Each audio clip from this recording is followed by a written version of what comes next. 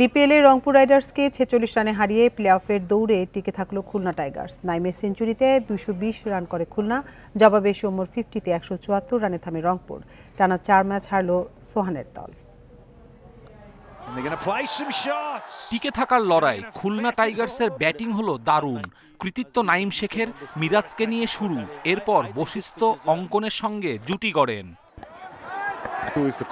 Batting অ্যাপ্রোচে নাইমের পরিবর্তন প্রশংসনীয়, সেই সঙ্গে ধারাবাহিক।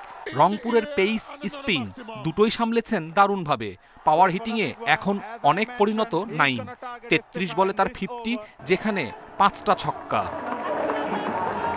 পরের 50 22 বলে সমান 7টা 4 ও ছক্কায় নাইমের সেঞ্চুরি। বিপিএল ক্যারিয়ারে প্রথম, এই মৌসুমে তৃতীয় বাংলাদেশির ম্যাজিক ফিগার। এনসিএল টি-20তেও সর্বোচ্চ রান ছিল নাইমের, বিপিএলেও এখন শীর্ষে।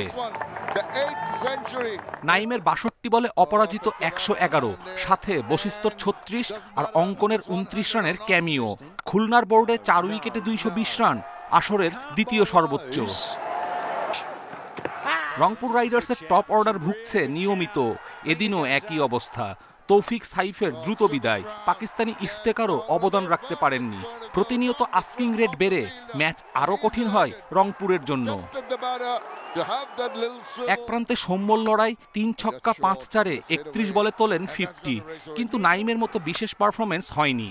আর অন্যরাও তাকে সমর্থন দিতে ব্যর্থ। সৌম্যর 48 বলে 74 রান ব্যবধানই কমিয়েছে।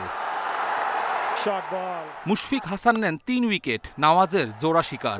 টানা 4 হার রংপুরের। বিপরীতে দাপুটে জয়ে টিকে থাকলো খুলনা। শনিবার ঢাকার বিপক্ষে বাঁচা মরার লড়াই মিরাজদের। কপিল পাল, ইন্ডিপেন্ডেন্ট নিউজ।